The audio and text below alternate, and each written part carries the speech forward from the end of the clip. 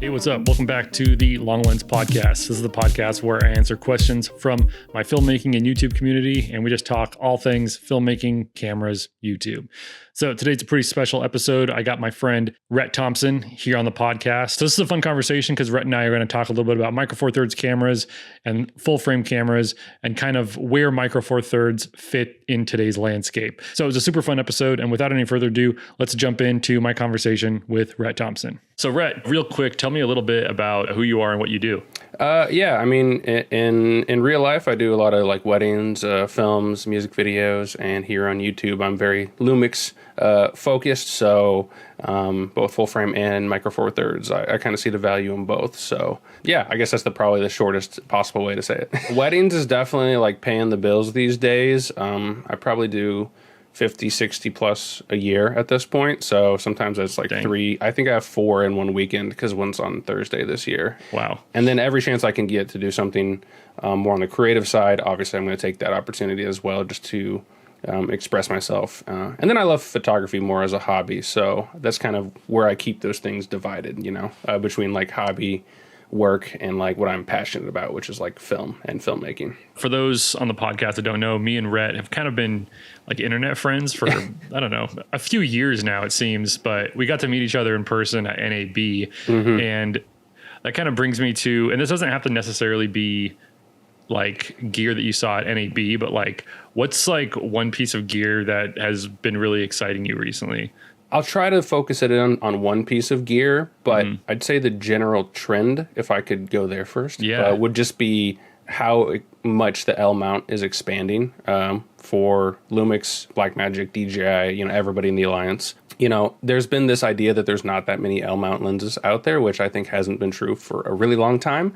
And especially now, looking at NAB with now like third-party lenses being made. I'm shooting on a third-party lens from Mikey right now. And then Seven Artisans, this new company called Songraw, is just dropping like a 51.2 out of nowhere, which is also reversed L mount. So, and that might be one of the things I thought was the most fun, was just a super premium lens being like the first lens you ever release for a system. So yeah, just like how much L mount is expanding, I guess would be the biggest thing that I saw at NAB that I was like, thought was really cool. Yeah, as far as specific items, let me get back to you on that. I don't know. Do you have one that you thought that like stood out to you?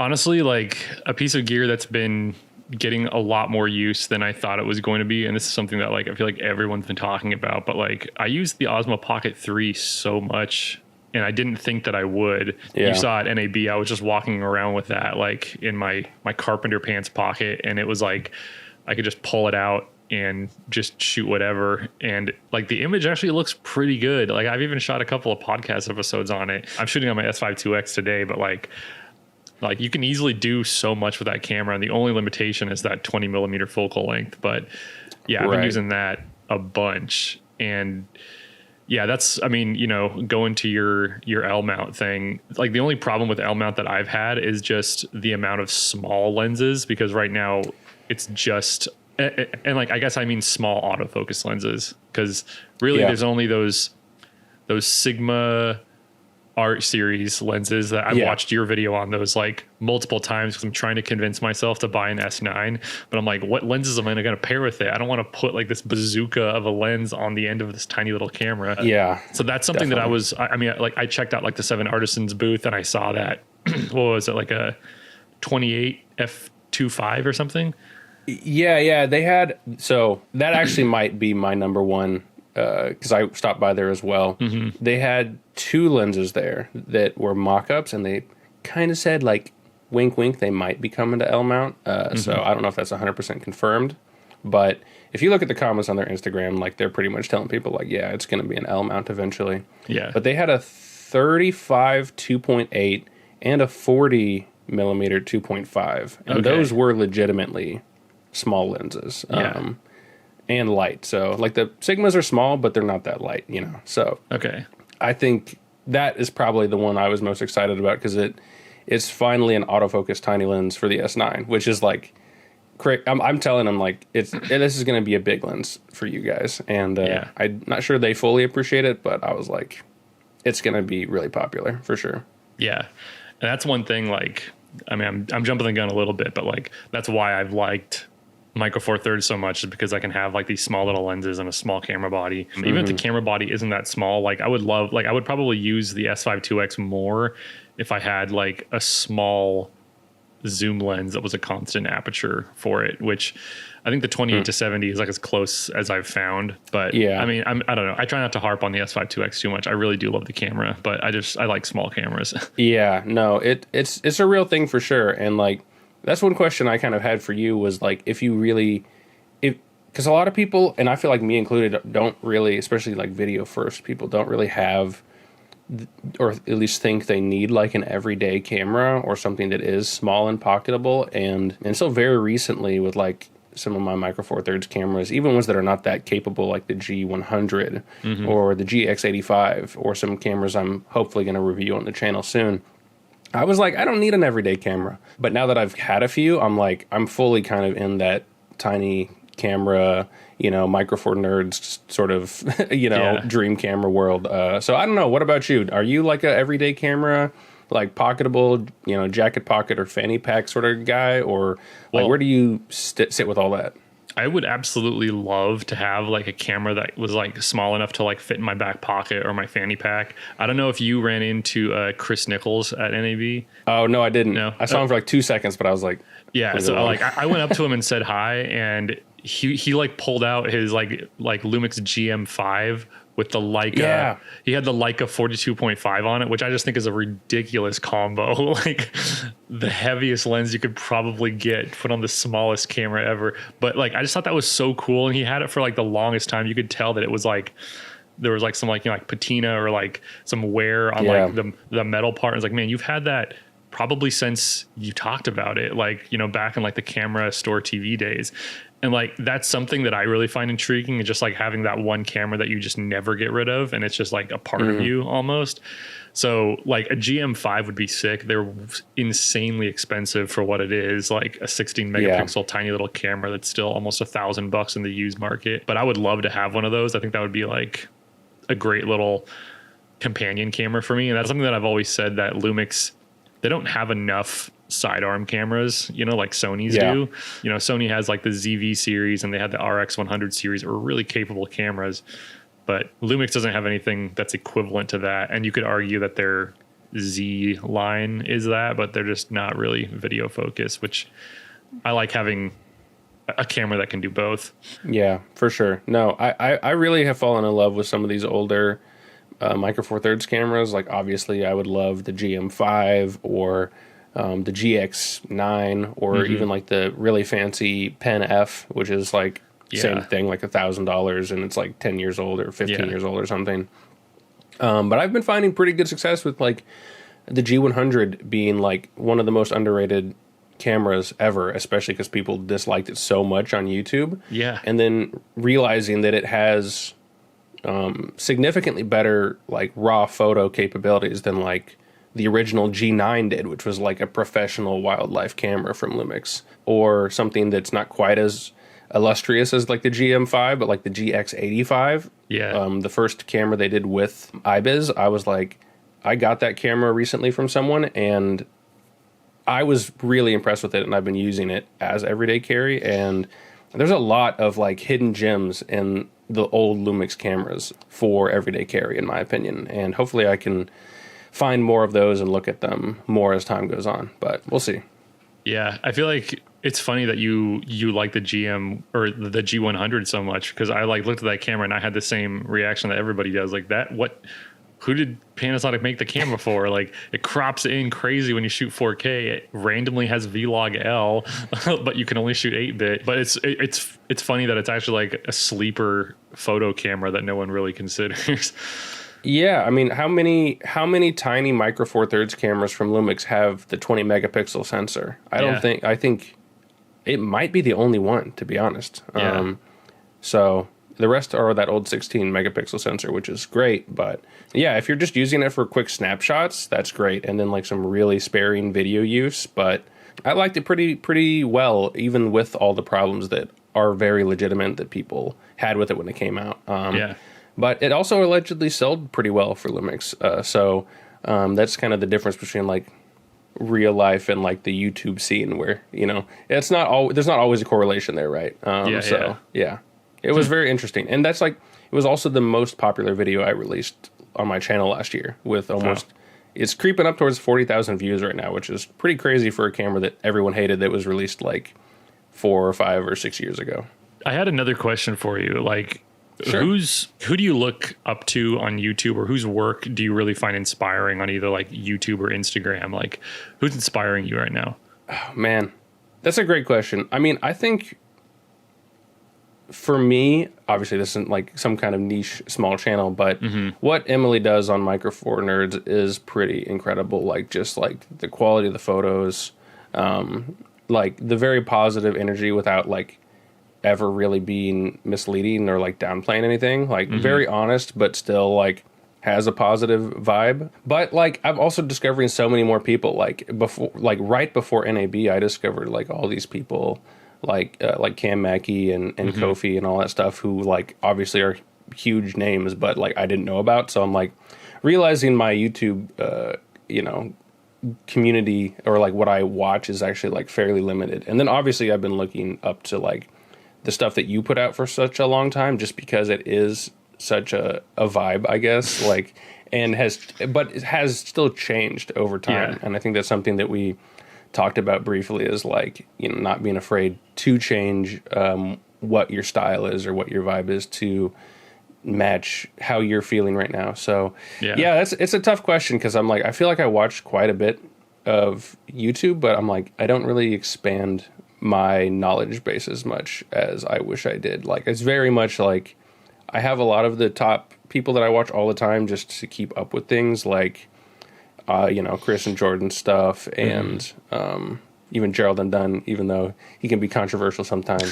But yeah, it's there's so many people doing such amazing work out there that I'm like, if I look too closely, I either get really inspired or I want to give up, because they're just so much better than me. So it can go both ways.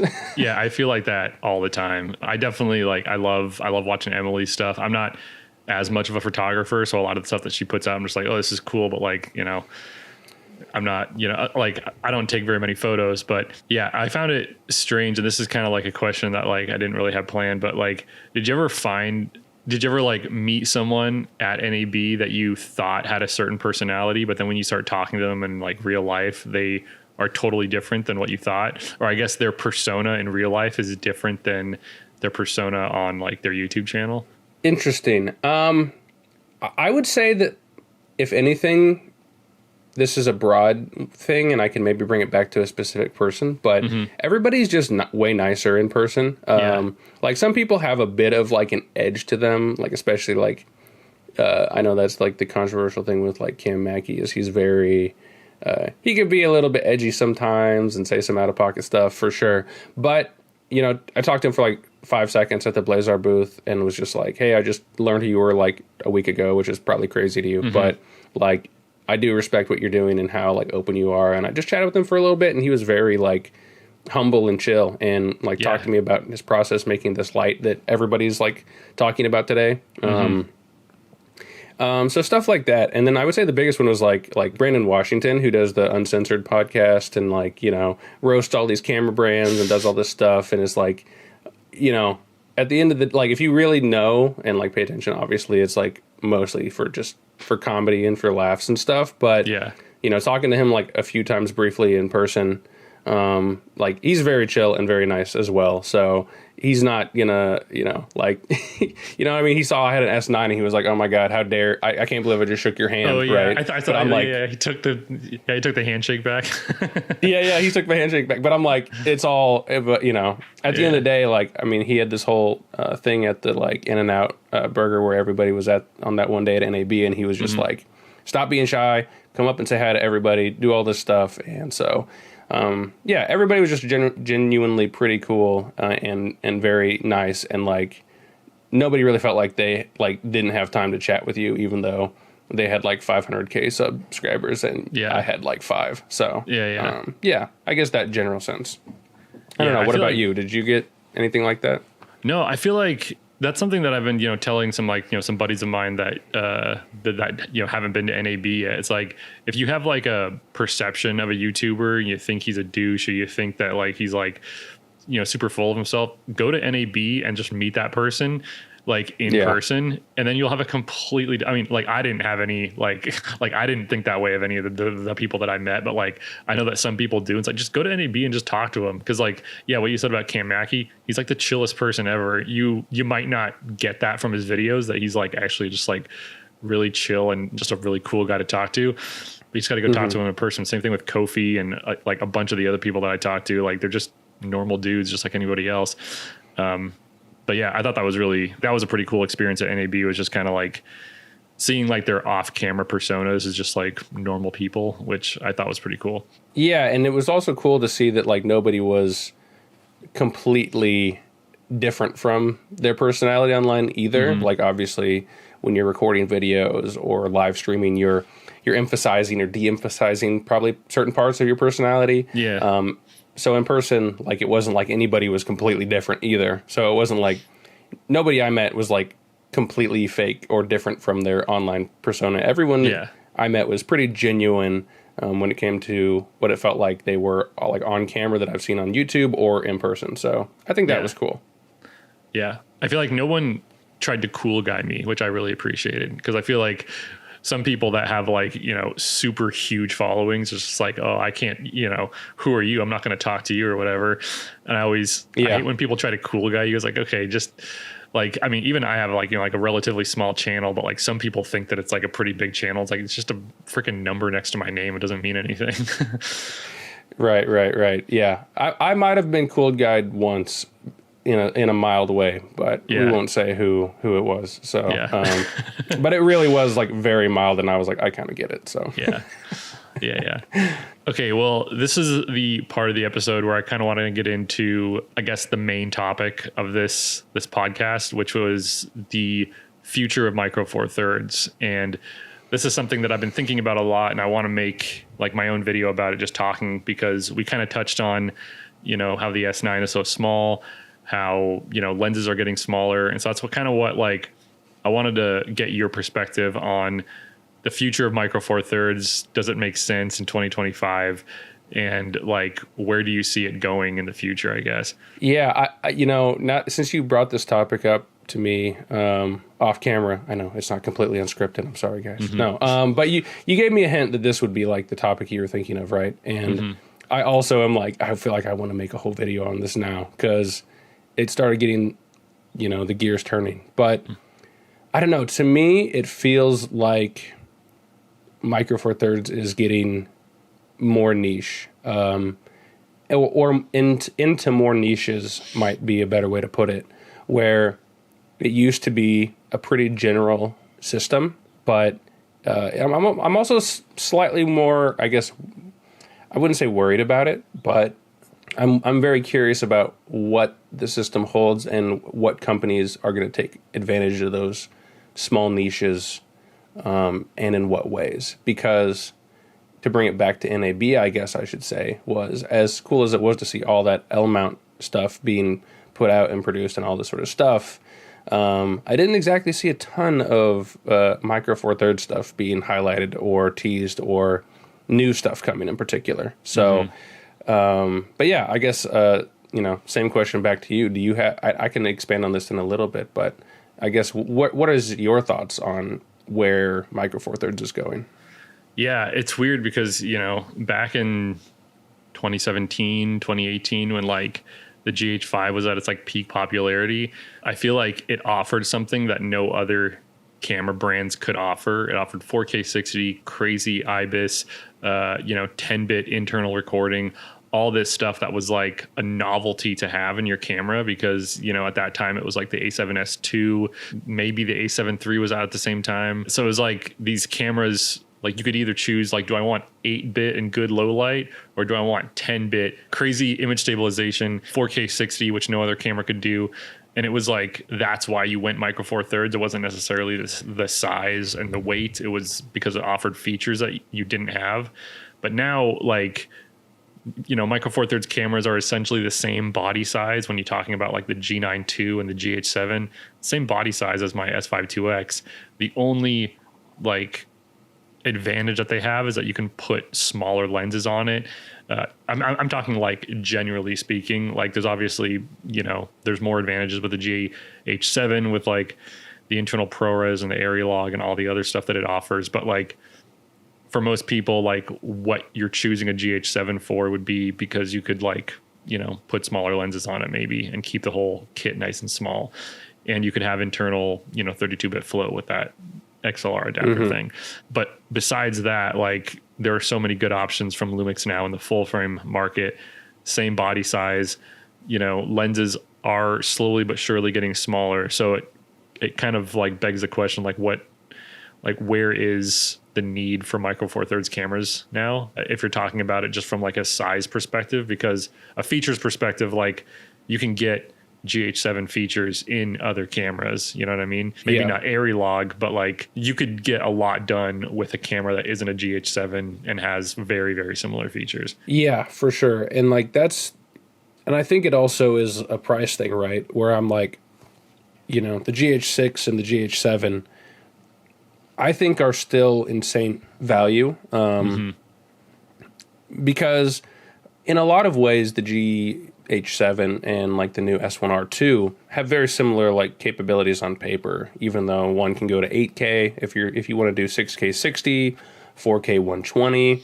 The GH7, the S1R2 can both do those things. Obviously, it's a little bit easier on something like the GH7 because there are less limitations, we'll say, especially when it comes to like thermals and things like that. But, you know, for the price, even the GH6, like I think if you're going to be a filmmaker who's not relying on autofocus, using cinema lenses, the GH6 even is one of the least compromised cameras that you could get in terms of just image quality, frame rates, no limitations, things like that. And so open gate. And so like that's obviously one big niche of like filmmakers who can't drop like $4,500 plus on some of these crazy cinema cameras.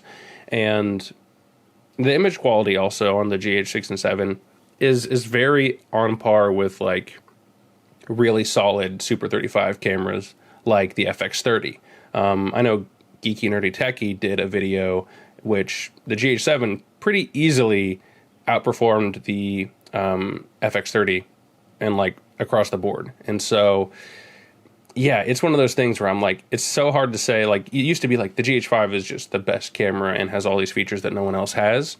Now it's kind of like, oh, the GH7 has the same features everyone else has, but for less money, which is not as like big of like a marketing or like, you know, eye-catching sort of like headline for people to really like want to switch over, right? So yeah, I think that's the tough part. You could get a GH7 and, you know, there's also something that I didn't mention, which like the GH7 has, you know, kind of better readout speeds, but we've learned with the release of the S1R2 that one, that's a really touchy subject whenever you talk about readout speeds and rolling shutter, but two, that like in general, like broadly speaking, most people don't really care about rolling shutter. So like, yeah, you could have faster readout speeds with the GH7, but like most people are probably going to get that, you know, 10 to 25 and 25 to 50, which are light lenses. Like I picked one up at NAB again because I have never owned one because it's just too expensive, but they're actually a lot lighter than I thought they were, but they're still just, I mean, like they're these big, you know, bazooka lenses that are just as long as like a Sigma 28 to 70. So like, I don't know, you know, getting a smaller camera package, I guess, if you go to a GH7, you're just getting a couple extra features that most people can probably live without. Yeah, it's I definitely feel like it's very specific for me because I'm just like, you know, I love my S5 II, but the crops I don't love in 4K 60. I do weddings and events and things like that, and so having a camera that is just as reliable as the GH6 and 7 is what does it for me. I don't know if Lumix or anybody, because people talked about the S1R2 and the heat issues, but the equivalent Canon and Sony cameras overheat just as much, to be honest. So, and they're a lot more money as well.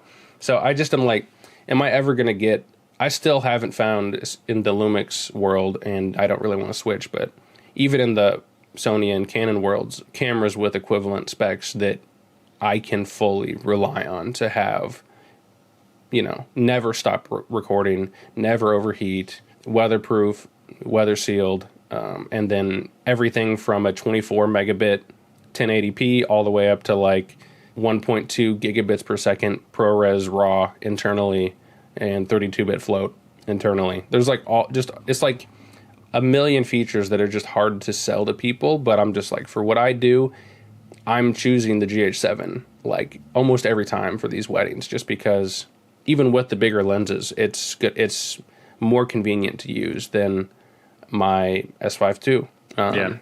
So it's weird. I mean, there's pros and cons to both, which is why I have both. And I tell people, if you're lucky enough that you can invest in both, I think it makes a lot of sense. But I also understand that is not always the case for most people. So yeah, I think it's a hard sell for sure, even if I think the GH6 and GH7 are like an insanely good value for the price.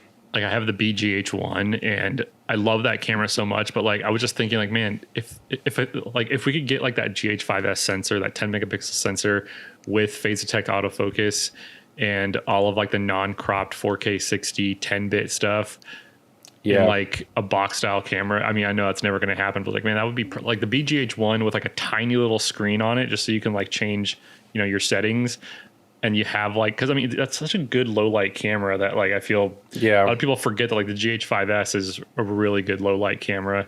It's got the OLPF, and if it just had autofocus, honestly, like that would be, I would sell my S5 IIX and like all my full frame stuff, and I would just go straight into Micro Four Thirds, just because like I could shoot with my 12 to 35 in, you know, ISO 2000 at like dusk and still get really clean images. No, I think the GH5S is a super underrated camera, and I am planning on making a video on it soon, just because I think it might be the best like B or C camera that exists right now if you're a Lumix shooter, just because like you've got, even if you're in the full frame lineup and you need a second camera, it's pretty incredible. And I think one of the more misunderstood cameras out there for sure that Lumix has ever released, probably.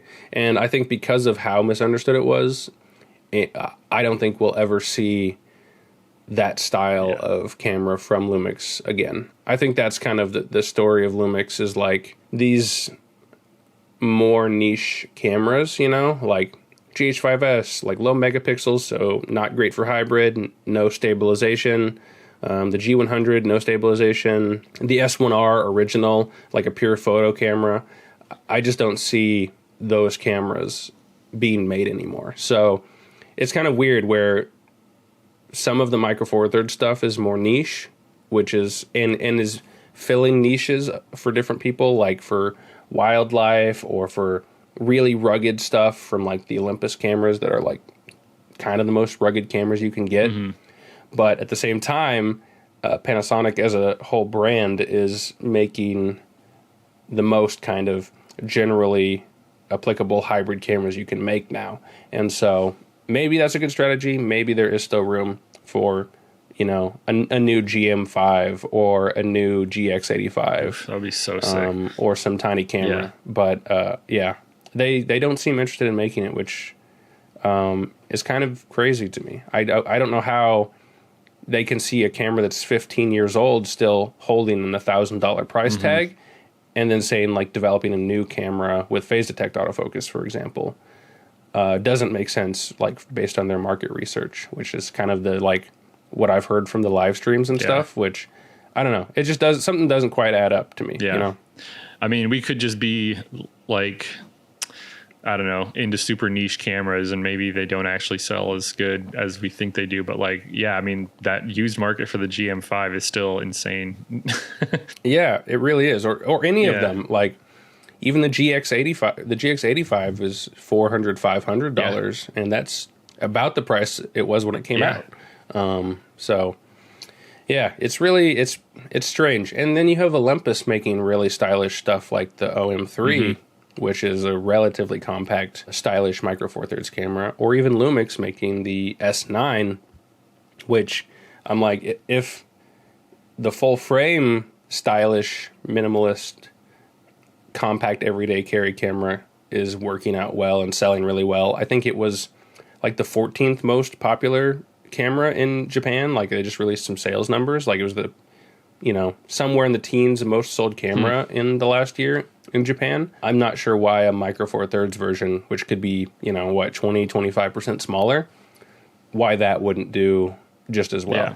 I guess that kind of brings me to the S9 and I don't know, it seems like the best camera for me to get, because I've been talking about this for like probably 2 years now on my channel, where it's like I have my GH5 still that I love using, but it doesn't make sense because when I have a camera, I'm constantly wanting to buy more lenses for it, like, oh, I want to try out this lens, but like I just released, a video on like some SLR Magic Micro Four Thirds lenses, for like my BGH1, my GH5, but it's like, does it really make sense? Because like when I do like, paid work, which I still do, and that's in lieu of taking a lot of sponsorships, I do, freelance work, but it's like when I do that, I never grab my GH5 and I don't grab the BGH1, not because I don't think that they're capable cameras, but it's just I'm more confident using my S5 2X because of the phase detect autofocus, because of the full frame and the dual native ISO.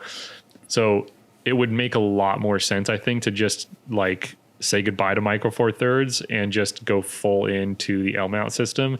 And I know that like, Lumix is coming out with something in May that like is probably going to be really cool. I don't know. I guess I'm just like thinking out loud, but like, does that make sense to you for me to like just kind of transition into L mount because the cameras are getting smaller and the lenses are getting smaller? Yeah, that's the question, right? Like I've been thinking this for a while. I kind of thought it with the S1R2 coming out, and then, theoretically, if there's I don't know when this episode's coming out, but if there is some more video-focused camera in the future from Lumix, the S1H2 or whatever cameras they are planning on releasing that does have no heat issues and all the same frame rates and resolutions of the GH7, and I get that camera, I'm like, is there a reason to stay with Micro Four Thirds? That is the question that's like rough for me, because I'm like, oh, there's still a reason. I have my S5 II for low light. I have my GH7 for high frame rate stuff. That seems to make sense to me right now. But if I have a full frame camera that also does those high frame rates and doesn't have any other issues, then I'm like, it's a harder question to answer, right? And so I'm not sure. I think I am so in love with that 10 to 25, even if it is bigger. Just that range and the close focus and the character of it is just like, makes so much sense to me that I'm just like, it's hard for me to be like, I don't know if I could ever get rid of that completely. Yeah. But I'm in the same category as well. But I do want to convince you to get the S9 because I do know you would love it for sure. But I guess I'll ask you, what's holding you back from the S9? Well, I guess there's part of it's like, if I get the S9, then I feel like I'll never use my GH5 again. And maybe that's the whole point. And it's like, I like that it's so small, but like, I guess the 18 to 40, I guess doesn't really like inspire me that much. Like if I had that camera combo, I don't feel like I would really use it that much. So I would want to get primes. And that's where the Sigma Art, series, like I was thinking like the 45 f2.8 and like the 17 f4, those ones seem like I could use those for like, in here in the studio. Like I'm shooting on an f4 right now. Like f4 on full frame is like still super shallow, especially when you come from a Micro Four Thirds point of view. But yeah, those are like the two lenses that I could pair with it. And then I could just use that for like my in the office talking head type stuff. And then use my S5 2X, rig it out a little bit for more professional work. So I guess that's kind of like, that's how I would use it. And I don't know, there's really nothing like there's no reason for me not to buy one. There's always that thing in the back of my head. It's like, oh, well, you know, I'm the low budget filmmaking channel. If I get like these higher end cameras, then people are going to, you know, stop watching, which I know isn't true because the S9 is relatively inexpensive. And like L mount cameras are inexpensive. Like you can get an S5 II for like $1,200 or something like that. Like, so I feel like that used to be like my shtick was like, oh, like, you know, like Micro Four Thirds is for like the budget filmmakers, but now like they're coming down in price so much. And with all these new releases of like the S1R2 and whatever's coming out in May, the S5 II is still an amazing camera and it's going to keep going down in price in the used market. So it doesn't really make sense to, you know, if I was going to recommend a camera to somebody and they're asking like, hey, should I get a GH6 or should I get an S1 II or an S5 II? I'm probably going to recommend the S5 II, you know, like I feel like most people will be happier with that camera. Yeah, I think so. I think you touched a little bit on what I've really thought a lot about, like what is the point of the S9? And from my experience, I ended up liking it a lot more than I thought I would, because it really is almost everything that's in the S5 II is in the S9, but with other things that you can't really change about the S5 II, which is like the larger size. Obviously, if you're going to rig it up and do monitors and all that sort of stuff, like that is not going to work for the S9 in any practical way. But for me, this is the camera that sort of like tricked me into getting like a higher end, slightly more expensive, like everyday carry camera, because I can justify it, because I can take it on professional shoots, because it can deliver stuff like 10-bit log footage, 6K open gate. And I think that's the difference between the S9 and stuff like the GM5 or the GX85. Like no other cameras from Lumix that are on the smaller side, in my opinion, can be used professionally for me.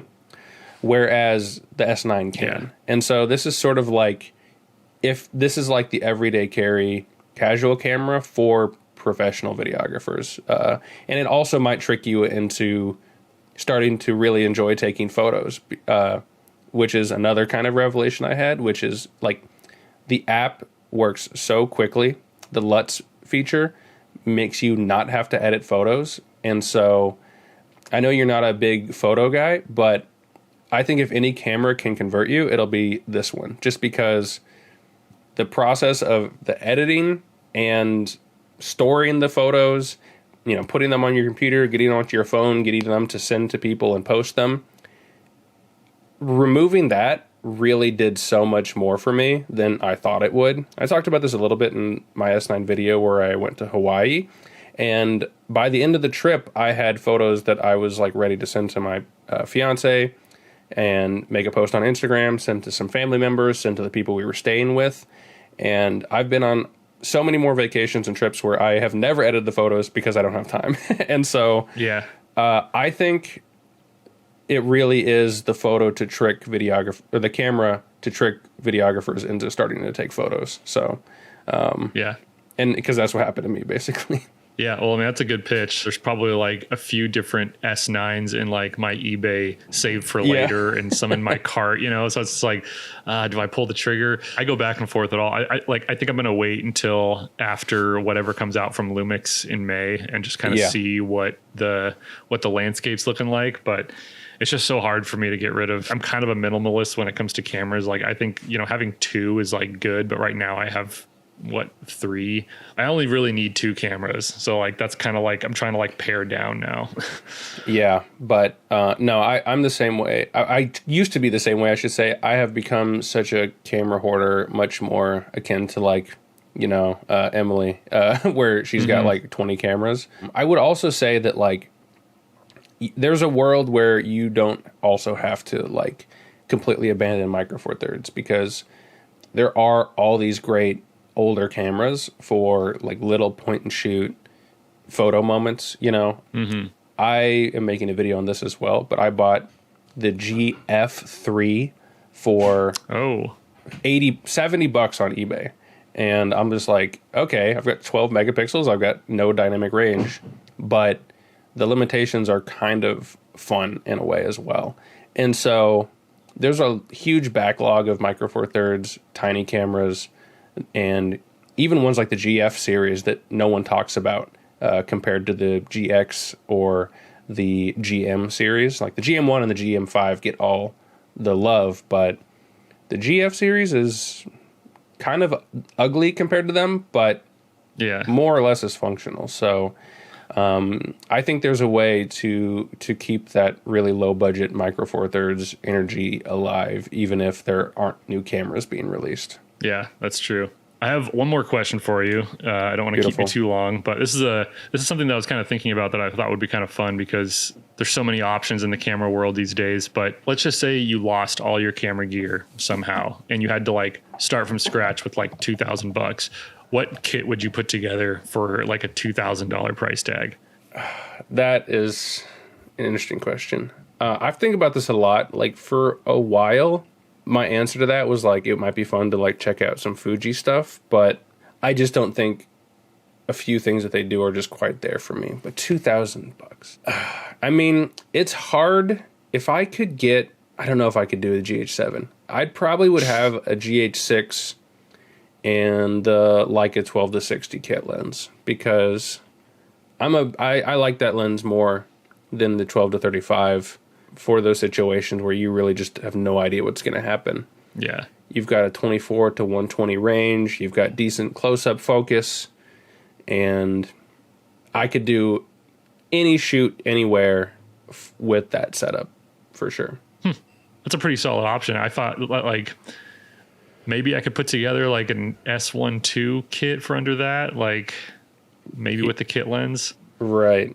Yeah, you could get vintage lenses too or something like, you know, get some... that's another good point about like full frames. That you can't just put basically any lens on it, which is kind of nice. And it's, I know you can do that with Micro Four Thirds too, but putting full frame vintage lenses on a Micro Four Thirds camera always just felt weird to me because like you never are getting the full qualities of that lens, you know.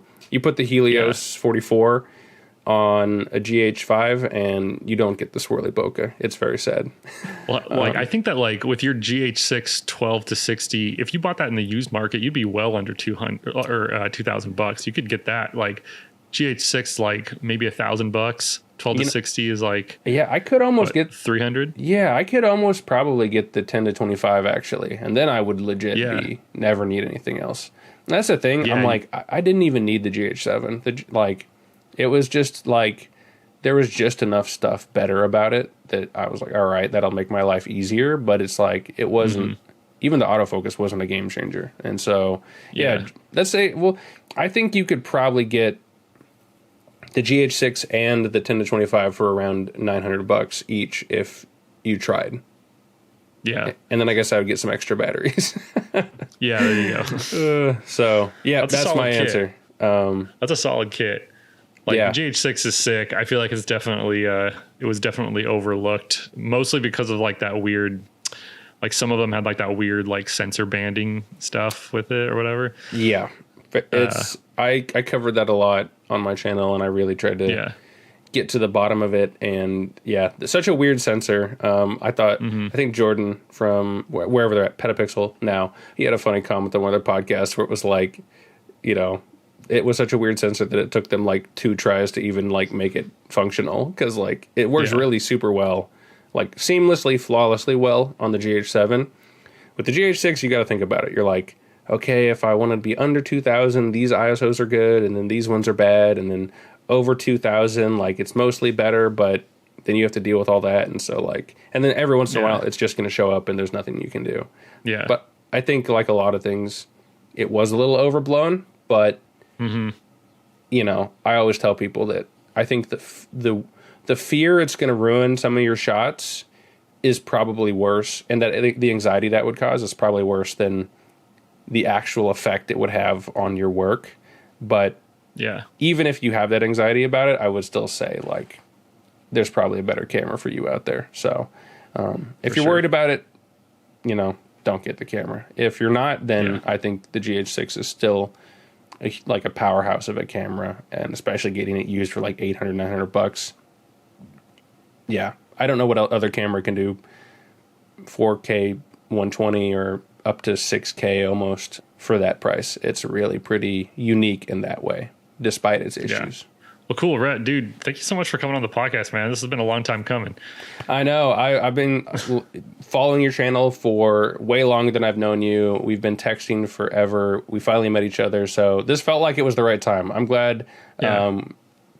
I think the timing was perfect, I should say. Yeah, absolutely. Well, dude, where can people go to check out your stuff? I'll obviously have some of it in the description, but yeah, I mean, mostly on YouTube. I've just been, Rhett Thompson, my name, RHETT. And then on Instagram, I'm hopefully going to start posting more.